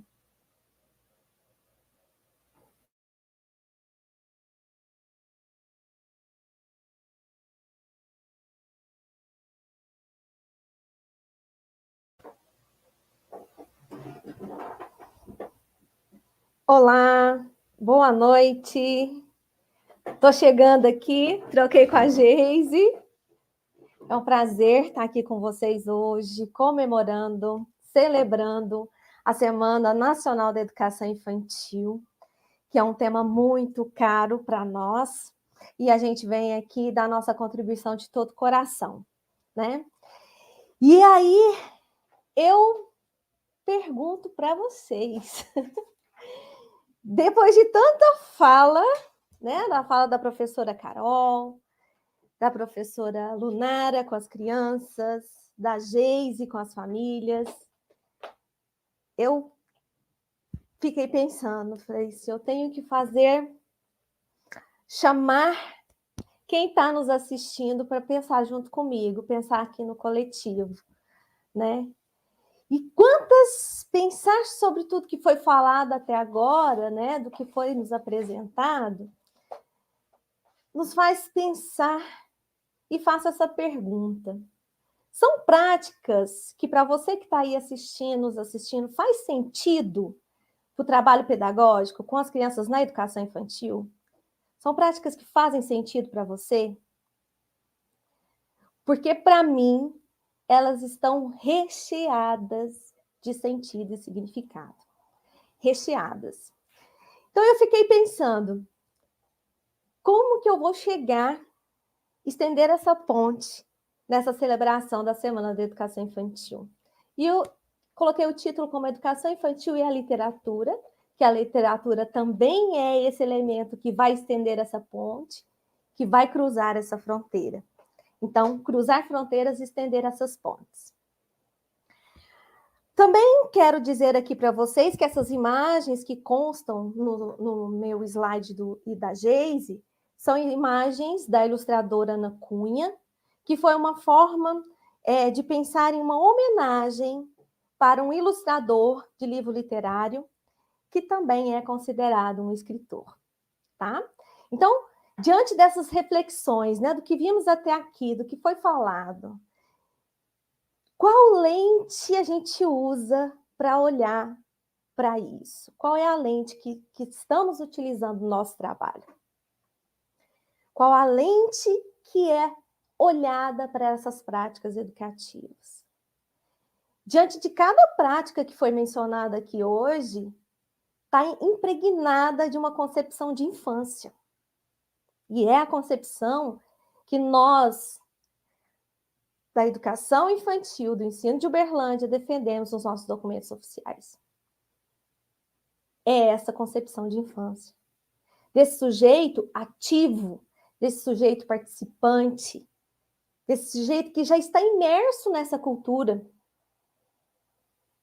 que ele já chega no mundo que já existe e segue esse fluxo, né? Então, eu também trago a provocação para a gente pensar junto aqui como a literatura ela pode ser esse caminho, né? Será que ela pode estender essa ponte? Será que ela pode funcionar com esse rompimento de fronteiras? Então, vamos pensar juntos aqui, para a gente amarrar nossas ideias para chegar na finalização da nossa celebração de hoje. Então, consideramos aí um movimento de cruzar essa fronteira entre diferentes tempos. Por quê? O tempo do adulto e o tempo da criança. O tempo da criança que tem uma lente, um olhar de descoberta, um olhar do novo, um olhar do nunca visto, do querer experienciar. E na fala das meninas, das minhas colegas de trabalho, que agradeço muito a contribuição, a gente percebe esse respeito a essa descoberta. Então, são tempos diferentes e saberes diferentes para estender essas pontes. Entre essas expressões culturais e as novas gerações, existe interrogar como lançamos esse olhar no mundo. Então, como percebemos esse mundo? E aí eu trago para vocês uma tirinha da Mafalda, já bem conhecida, né? A Mafalda diz assim, eu vou ler aqui porque tá pequenininho, e o meu tá mais pequenininho ainda, viu, gente? Mas eu vou pedir licença para tirar o óculos, porque eu tô nessa fase. Tirar óculos, põe óculos. Por que os adultos ficam dizendo e fazendo coisas que a gente não entende? É muito simples, Suzanita. Quando você entra no cinema, no meio da sessão, você entende o filme? Não. Com os adultos é a mesma coisa. Como é que a gente pode entender eles? Quando nós chegamos, eles já tinham começado. Então, pensando nessa ideia da Mafalda aí, desse mundo que já está existindo, que já existe, eu trago também a minha defesa dos bebês que chegam nesse mundo já em movimento. Esse quadrinho, ele vem nos provocar, é do cartunista argentino, né, Joaquim Salvador Lavado Tejon. Ele é mais conhecido como Quino, e faz a gente refletir sobre essa complexidade, né, do ato de educar, desse encontro entre os tempos diferentes. E é nessa distância, nesse entre, que vai se efetivando a educação, que se instala entre esses dois tempos diferentes. O tempo do adulto, do jovem ou da criança. Então, pensando na literatura, né, enquanto esse elemento de cultura que vai possibilitar esse romper ou estender, romper fronteiras e estender essas pontes, nós voltaremos o nosso olhar para o início da vida. Pois ao nascer, essa criança ela já faz a mais difícil das aprendizagens, né? Que é compreender esses signos trocados pelos seres humanos ao seu redor e se apropriam dele, né? De como fazer essa compreensão dos outros. E as crianças, elas utilizam um método próprio, né? Que é um método dos seres falantes. Então, elas já vêm imersas no mundo de falantes. E quão é importante pensar sobre os bebês como seres de palavras, ainda que não são capazes de pronunciá-las do nosso modo. todos os gestos sonoros, visuais e táteis que lhes oferecemos funcionam como livros. São modos como os bebês constroem essa grande trama humana da comunicação no desenvolvimento da linguagem. O que a Maria Emília Lopes vai dizer, esse banho sonoro. Que são as primeiras palavras que o adulto vai oferecer para as crianças, né? Que já são palavras lúdicas. Quando a gente encontra um bebê, a gente já muda a entonação da voz, a gente já muda a nossa fisionomia. O bebê, ele faz essa leitura do tônus corporal de quem o carrega. Isso é bonito e isso é forte ao mesmo tempo, né, gente? A Maria Emília Lopes vai dizer que essa linguagem ela vai funcionar como essa manta protetora. É tipo um labirinto que vai acolher esse bebê, né? Que ao mesmo tempo ele vai fazer com que ele mergulhe nessa função simbólica, né? De construção desse psiquismo.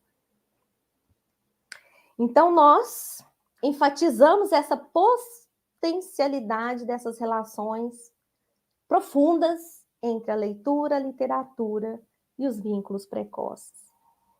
Que a autora ainda, que eu menciono aqui, né, que é a argentina Maria Emília Lopes, ela dirige uma creche, né, na Faculdade de Direito da Universidade de Buenos Aires. Ela dirige essa creche há mais de 20 anos e lá os bebês chegam com 45 dias de vida, né? E ela faz esse trabalho acompanhando esse desenvolvimento psíquico dos bebês e faz um trabalho bem aproximado com as famílias, né? E a gente traz uma citação dela que entendemos por envoltura narrativa todos os feitos de linguagem que os acompanhantes adultos outorgam aos bebês, como essa manta protetora, que dá tanto ternura acariciadora da entonação amorosa, quanto o significado dos feitos do mundo, nos quais a criança começa a ser inserida. E nesse banho de linguagem, né, através dos acalantos, das canções de ninar, das pequenas narrativas, dos pequenos relatos, esse desafio entre o cuidar e o educar, né? E aí eu provoco vocês para olhar de novo com a lente, de qual lente você está olhando esse trabalho pedagógico com os bebês, né? Que são aspectos fundamentais, né? Que é a interação e a brincadeira, que são esses aspectos fundamentais do desenvolvimento e da educação infantil, como nossos eixos estruturantes, né? Então, a literatura, ela vem oferecer experiências narrativas que estão apoiadas em uma relação de cuidado afetivo, e aqui o afetivo vem na palavra também de afetar o outro, de experiências com as palavras e olhares compartilhados. Então, por isso, a importância da gente pensar. Eu vim aqui hoje para provocar essa mudança do olhar, ou essa troca de lente, ou essa ampliação dessa lente, de olhar para essa potencialidade da educação infantil. E aí, para isso, precisamos reconhecer as crianças como sujeitos ativos, criativos, capazes de interações com os outros e que têm direito à educação desde o nascimento. E isso também é fundamento, os principais fundamentos da educação infantil. Então, por meio dessas ações culturais, nós podemos ampliar os horizontes de experiências de vida das crianças no cotidiano da escola. E aí está o nosso papel, o nosso lugar de professora de educação infantil, né? Que exige perceber essa dimensão formativa e transformadora de experiências estéticas e poéticas da linguagem nesse encontro, nesse triângulo amoroso entre leitura, literatura, bebês e a professora. Então, para a gente estabelecer aqui uma conversa, né, em torno de tudo que a gente viu até aqui, sobre essa visão de mundo, então, como essa visão do ver pela primeira vez, essa visão do bebê, de onde ele está, se ele está deitado no chão, se ele está deitado no berço, se ele está deitado, onde ele esteja, nessa perspectiva dele, de como ele olha esse mundo. Eu provoco aqui também, e vou trazer essa crônica para finalizar a minha fala, sugerir essa leitura dessa crônica, que é denominada Vista Cansada, de Otto Lara Rezende. Então, eu peço licença para fazer a leitura. Preciso ler, porque não decorei e não estou usando TP também. Eu trago aí para vocês, essa é a Ana Cunha, para a gente também homenagear aí uma artista ilustradora mineira, tá? Então, todas as imagens ela divulga no Facebook dela, no Instagram, tá aí disponível, são imagens delicadas, profundas, e que enriqueceu aí a nossa apresentação de hoje. Eu vou ler para vocês Vista Cansada. Acho que foi o Hemingway quem disse que olhava cada coisa à sua volta como se visse pela última vez. Pela última vez ou pela primeira vez? Pela primeira vez foi outro escritor quem disse. Essa ideia de olhar pela última vez tem algo de deprimente. Olhar de despedida, de quem não crê que a vida continua. Não admira que Hemingway tenha acabado como acabou. Se eu morrer, morre comigo um certo modo de ver, disse o poeta. Um poeta é só isso, um certo modo de ver. O diabo é que de tanto ver a gente banaliza o olhar. Ver não vendo. Experimente ver pela primeira vez o que você vê todo dia sem ver. Parece fácil, mas não é. O que nos cerca é o que nos é familiar, já não desperta curiosidade. O campo visual da nossa rotina é como um vazio. Você sai todo dia, por exemplo, pela mesma porta. Se alguém lhe perguntar o que é que você vê no seu caminho, você não sabe. De tanto ver, você não vê. Sei de um profissional que passou 32 anos a fio pelo mesmo hall do prédio do seu escritório. Lá estava sempre pontualíssimo o mesmo porteiro. Dava-lhe bom dia e às vezes lhe passava um recado ou uma correspondência. Um dia, o porteiro cometeu a descortesia de falecer. Como era ele? Sua cara, sua voz, como se vestia? Não fazia a mínima ideia. Em 32 anos, nunca o viu. Para ser notado, o porteiro teve que morrer. Se um dia no seu lugar estivesse uma girafa cumprindo o rito, pode ser também que ninguém desse por sua ausência. O hábito suja os olhos e lhes baixa a voltagem. Mas há sempre o que ver. Gente, coisas, bichos. E vemos? Não, não vemos. Uma criança vê o que o adulto não vê. Tem olhos atentos e limpos para o espetáculo do mundo. O poeta é capaz de ver pela primeira vez o que de fato ninguém vê. Há pai que nunca viu o próprio filho. Marido que nunca viu a própria mulher. Isso existe às pampas. Nossos olhos se gastam no dia a dia, opacos. É por aí que se instala no coração o monstro da indiferença. Então, eu trouxe essa crônica só para a gente pensar aí um pouquinho sobre esse olhar para o mundo, esse olhar para a educação infantil, esse olhar para o lugar de ser professora de educação infantil e esse lugar para olhar o outro, quem está do lado, quem está na equipe, quem está comigo. E é isso. Agradeço demais a contribuição de vocês aqui estarem conosco até agora.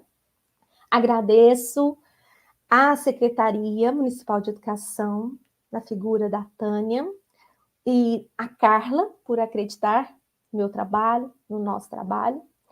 E fico aqui com o coração quentinho por estar junto com vocês e acreditar nessa potencialidade, nesse lugar de ser professora de educação infantil. Que delícia, Simene. Muito obrigada. A gente fica com o coração quentinho mesmo. Eu tenho certeza que o coração de quem está conosco aqui ao vivo está quentinho. E a gente já pede que vocês divulguem a live, porque todos precisam ouvir essa live para entender, né, a riqueza que é a educação infantil, as sutilezas que temos no dia a dia, no cotidiano das escolas, tá? Marcilão, põe a Geise aqui com a gente um pouquinho. A Simene, gente, eu não disse no início, mas a Simene é professora da rede. Marcilão, eu esqueci que as duas estão juntas, me perdoa. Voltei! Gente, a Simene, ela é professora da rede, ela é professora lotada na EMEI do bairro Marta Helena. Ela está no CEMEP, assim como eu também estou, né? A Simene aqui está representando a equipe das professoras formadoras da educação infantil, e na pessoa da Simene, eu agradeço assim de coração a Kelly, a Silvia, a Simone e a Maura. Vocês fazem muita diferença, e quem participa lá do CEMEP vê o quanto de humanidade que tem nessas professoras formadoras, né? Tanto de gentileza, porque a gente faz um exercício constante, Simene, da gente ampliar o nosso olhar para o cotidiano e ver o que a correria não deixa a gente ver. Então, gratidão a vocês, e na sua figura, gente, eu deixo o convite a todos a conhecer, a valorizar, a participar desse local maravilhoso que é o nosso ponto de encontro dos profissionais, que é o CEMEP. Raríssimas redes, cidades, redes municipais têm um ponto de encontro como nós temos aqui. Precisamos valorizar. Mesmo porque nesses encontros, nesse compartilhamento de experiências e saberes, é que a gente se encanta, que a gente se revigora o encantamento, esse encantamento que a gente ouviu nas vozes dessas meninas, né? A Geise também é profissional da nossa rede, é profissional da EMEI Roosevelt, ela está cedida nesse momento para a Escola Euridice Barçanufo, né? Mas está atendendo as nossas crianças também aqui de Uberlândia, né? Agora, Marcilão, agora sim, eu quero pedir que vocês coloquem de novo aqui a Lunara e a Ana Carolina, aqui, para encerrarmos. Estamos encerrando, gente, a lista de presença está no chat. Vocês 4 aqui, que lindamente, né, representaram essa rede, representaram esses 144 escolas que fazem parte da rede, né?